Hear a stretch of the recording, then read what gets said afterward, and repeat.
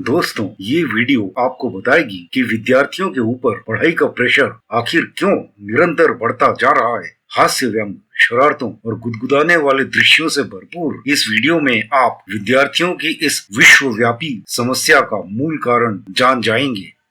आज आप लोग स्कूल कॉलेज में जो एक कठिन सब्जेक्ट पढ़ते हो ना, फिजिक्स, भौतिक शास्त्र, वो हमेशा से इतनी डिफिकल्ट नहीं हुआ करती थी। वर्षों पहले फिजिक्स सबसे आसान और स्कोरिंग सब्जेक्ट हुआ करता था।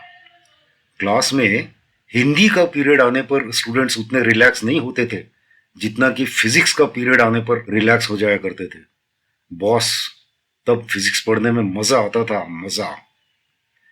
उस समय बंधुओं, व्हाइट लाइट व्हाइट ही हुआ करती थी। सभी धातुओं की तरह मर्क्यूरी भी सॉलिड हुआ करती थी। गोल्ड जो है वो मर्क्यूरी का जानी दुश्मन नहीं हुआ करता था। इलेक्ट्रॉन, प्रोटॉन आदि अस्तित्व में ही नहीं थे। और तो और दोस्तों, बच्चों की नर्सरी राइम्स वाले ओल्ड मैकडोनल्ड के फार्म में उस समय बतखें क्वैक क्वैक की आवाज निकालती थी, क्वार्क क्वार्क की नहीं। ये वो समय था जब आईएएस एग्जाम के सारे टॉपर्स फिजिक्स पेपर वाले कैंडिडेट्स ही हुआ करते थे। आज की तरह फिजिक्स मेजर किया हुआ ग्रेजुएट यूपीएससी एग्जाम में सोशियोलॉजी लेने के लिए मजबूर नहीं था।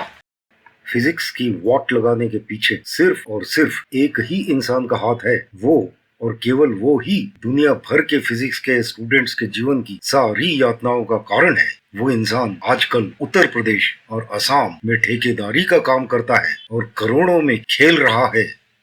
हाल ही में उसका धंधा बंगाल में भी चमकने लगा है। खेद सहित स्वीकारोक्ति करता हूँ दोस्तों कि वह मेरा एक कजिन है, मेरे सगे चाचा चाची का पुत्र। सुपुत्र है या कुपुत्र, यह बात मैं बता नहीं पाऊंगा। आप वीडियो देखकर खुद डिसाइड करिएगा मित्रों।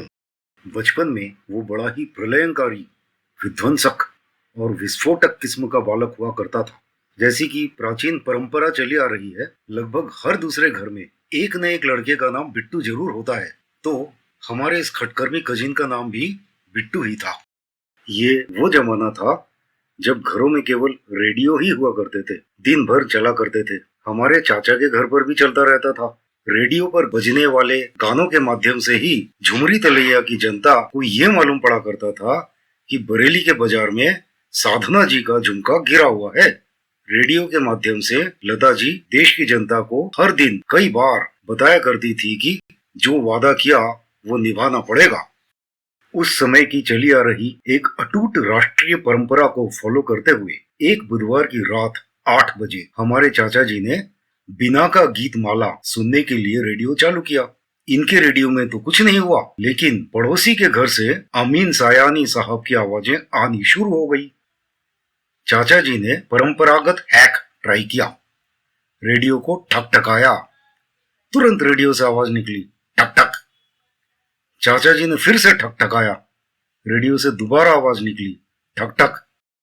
अब चाचा जी ने अगला श्योर शॉट टोटका ट्राई किया। रेडियो का बैक कवर खोलकर रेडियो के अंदर जोर से फूंक मारी। रेडियो ने तुरंत रिएक्ट किया। ढेर सारी धूल उड़कर चाचा जी के चश्मे पर जमा हो गई। पहले रेडियो से कुछ सुनाई नहीं पड़ रहा था, अब तो रेडियो दिखना भी बंद हो गया।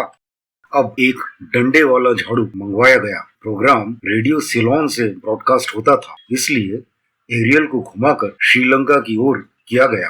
बिट्टू को हिदायत दी गई कि वो रेडियो को लेकर पूरे कमरे की परिक्रमा करे। जहां रेडियो स्टेशन कैच करने लगे वहीं रुक जाए। माता पिता की परिक्रमा करना पूरी धरती की परिक्रमा करने के इक्विवेलेंट है। इस हिसाब से देखा जाए तो बिट्टू श्रीलंका से भी गुजरा होगा, पर रेडियो को कुछ नहीं हुआ। अमीन सायानी साहब पड़ोसी के घर पर ही रुक गए थे, चाचा जी के घर तक नहीं पहुंच पाए।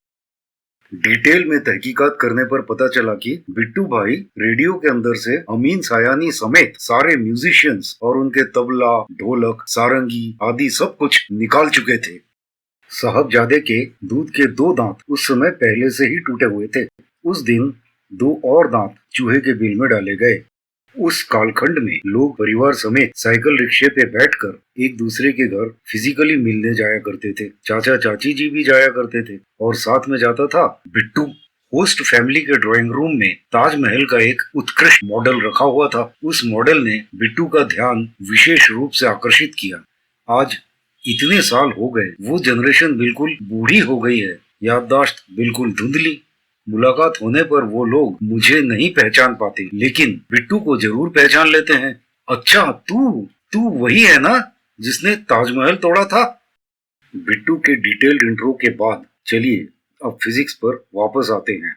हमारे चाचा जी फिजिक्स के मास्टर थे। उस समय की फिजिक्स वेरी सिंपल। परमाणु यानी कि एटम, एटम को अविभाज्य माना जाता था। वो प्रकृति का स्मॉलेस्ट इंडिविजिबल पार्टिकल हुआ करता था, यानी कि एटम के और अधिक टुकड़े नहीं किए जा सकते थे। टीचर लोग सालों साल से यही पढ़ाते आ रहे थे। एक दिन शाम को चाचा जी एक डिब्बी में डालकर कुछ परमाणु घर ले आए। अगले दिन किसी और स्कूल में साइंस का एग्जीबिशन था, वहाँ दिखाना था। डिब्बी लाकर टेबल पर रख दी। साहबजादे से बोले कि छूना भी मत। उसी रात फिजिक्स बदल गई। एटम टूटकर चूर चूर हो गया। आपको क्या लगता है, एटम के अंदर स्क्रू ड्राइवर डालकर इलेक्ट्रॉन, प्रोटॉन और न्यूट्रॉन वगैरह सब थॉमसन और रदरफोर्ड ने निकाले थे? बुलशिट, बिट्टू ने निकाले थे। वारदात करी बिट्टू ने। इल्जाम आया रदरफोर्ड पर। बेचारे बेकसूर वैज्ञानिक बदनाम हो गए। फिजिक्स का सिलेबस थोड़ा और बढ़ गया। सिलेबस रिवाइज होने के बाद अगले कई सालों तक टीचर ये पढ़ाते रहे कि बच्चों ज्यादा घबराओ मत, एटम का सब कुछ नहीं बदल गया है, वो अभी भी गोल ही है, लेकिन अब वो टूट चुका है। उसके अंदर इलेक्ट्रॉन, प्रोटॉन और न्यूट्रॉन भरे हुए हैं। अब एटम नहीं बल्कि ये तीन नए वाले पार्टिकल्स स्मॉलेस्ट और अविभाज्य बताए जा रहे हैं। फिजिक्स की क्लास में स्टूडेंट्स का हैप्पीनेस कोशेंट थोड़ा कम जरूर हुआ, लेकिन अगले अनेक सालों तक फिजिक्स का पठन पाठन शांतिपूर्वक चलता रहा। एक दिन सुबह भाई ने घर का दरवाजा खोला। प्रकाश रूम के अंदर आ गया। भाई ने भगाना चाहा, लेकिन प्रकाश तो रूम में ही पसर गया। नहीं, किसी नश्वर इंसान की बात नहीं कर रहे हैं हम, यहाँ पर लाइट की बात कर रहे हैं। तो भैया प्रकाश रूम से निकलने का नाम ही ना ले। अब रूम में थे मेरा कजिन और प्रकाश अकेले। उस दिन भैया ये प्रकाश जो है वो 7 हिस्सों में टूट कर ही गया। इल्जाम लगा बेकसूर न्यूटन पर, बदनाम हुआ वो। लाइट के 7 हिस्सों में टूटने के बाद फिजिक्स थोड़ी और डिफिकल्ट हो गई। टीचर लोगों ने अब सिलेबस में लाइट के साथ एक और दर्दनाक आइटम जोड़ दिया, स्पेक्ट्रम यानी विबग्योर। भाई साहब, मेरे कजिन के चंगुल में फंसने के पहले प्रकाश ही अंदर घुसता था और प्रकाश ही बाहर निकलता था। लाइफ सिंपल थी, लेकिन अब नहीं। आज प्रकाश प्रिज्म के अंदर घुस तो जाता है पर निकलता नहीं। प्रिज्म से निकलती है एक पूरी पलटन, विबग्योर। अब बताइए पलटन भी कैसी, बिल्कुल इनडिसिप्लिन्ड। वायलेट कहीं जा रहा है, ग्रीन कहीं और रेड कहीं, सबके रास्ते अलग अलग। फिजिक्स के स्टूडेंट्स के उत्पीड़न का एक नया दौर शुरू हो गया। विद्यार्थियों की पीढ़ी दर पीढ़ी मास्टरों से ठुकती पिटती रही, क्योंकि वो लाल, हरे और पीले रंग का रे डायग्राम गलत ड्रॉ करते रहे। अब वो दौर आया जब बाल गोपाल फिजिक्स में 2-3 मार्क्स से फेल होने लगे। फिर भी गनीमत थी कि पास करने के लिए मास्टर लोग ग्रेस मार्क दे दिया करते थे। उस समय तक ग्रेस मार्क देने और किडनी देने के बीच एक अंतर हुआ करता था। अगर ढंग से रो रो कर मांगो, अंधी माँ, लकवाग्रस्त पिता और बूढ़ी बहन की दुहाइयां दे दे कर मांगो, तो मास्टर लोग ग्रेस मार्क देकर पास कर दिया करते थे। कुछ दिन शांति से गुजरे, लेकिन फिर एक दिन चाचा जी एक डिब्बी में डालकर कुछ प्रोटॉन और न्यूट्रॉन घर ले आए। हस्बे मामूल साहबजादे से बोले छूना भी मत। उसी रात भाई साहब प्रोटॉन ध्वस्त, न्यूट्रॉन बर्बाद। अब डिब्बी में थे क्वार्क्स, क्वार्क्स ही quarks, up quarks, down quarks, here a quark, there a quark, everywhere a quark quark. Old MacDonald के फार्म में डक अब क्वैक क्वैक की नहीं बल्कि क्वार्क क्वार्क की आवाजें निकालने लगी। क्वार्क की खोज मुरे ने की थी? बुलशिट, बिट्टू ने की थी। अगले ही दिन से फिजिक्स का सिलेबस थोड़ा और बढ़ गया। अब ये भी बताया जाने लगा कि न्यूट्रॉन और प्रोटॉन क्वार्क से बनते हैं। क्वार्क ही यूनिवर्स का सबसे छोटा पार्टिकल है। चलो, अगर केवल एक क्वार्क की ही बात होती तो स्टूडेंट्स इस नए फंडे को भी एक चुटकी नमक के साथ निगल ही लेते, लेकिन यहाँ तो किस्म किस्म के सियापे फिजिक्स के सिलेबस में घुस गए थे। भैया क्वार्क ही नहीं, एंटी क्वार्क भी। ऊपर से क्वार्क 6 प्रकार के, up quark, down quark, strange quark, blah blah blah ब्ला।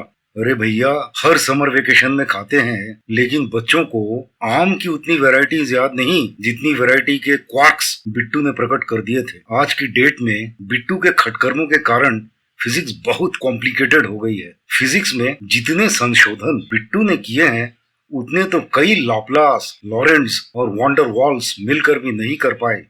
आज बिट्टू ने हालत को उस मुकाम पर ला खड़ा किया है कि फिजिक्स में मेजर करे हुए ग्रेजुएट्स भी आईएएस के एग्जाम में इलेक्टिव पेपर में फिजिक्स नहीं चुनते, सोशियोलॉजी ले लिया करते हैं। खुद फिजिक्स के लेक्चरर जो प्राइवेट कॉलेजों में फिजिक्स पढ़ा रहे हैं, पूरी पे साइन करके आधी तनख्वाह घर ले जा रहे हैं, वो भी आईएएस एग्जाम में ज्योग्राफी या एंथ्रोपोलॉजी का इलेक्टिव ले लेते हैं। जानते हैं क्यों? क्योंकि इस बात का कोई सबूत अभी तक सामने नहीं आया है कि बिट्टू ने कभी किसी देश, समाज या मानव शरीर के ज्योग्राफिया को बदला हो। इसलिए समाजशास्त्र, ज्योग्राफी और मानव शास्त्र ये सब्जेक्ट्स अभी तक सेफ बने हुए हैं और आईएएस एस्पायरेंट्स की पहली पसंद बन गए हैं।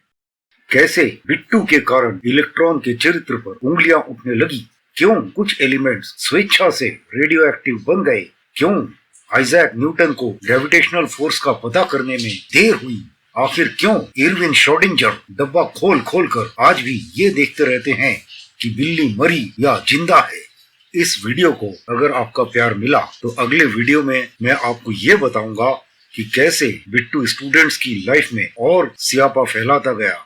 अगर आप वीडियो को लाइक, शेयर और चैनल को सब्सक्राइब करते हैं तो मैं अगले वीडियो में आपको बिट्टू के और हैरत अंगेज कारनामे दिखाऊंगा। ये राज भी खुलेगा कि कैसे बिट्टू आजकल करोड़ों रुपए कमा रहा है।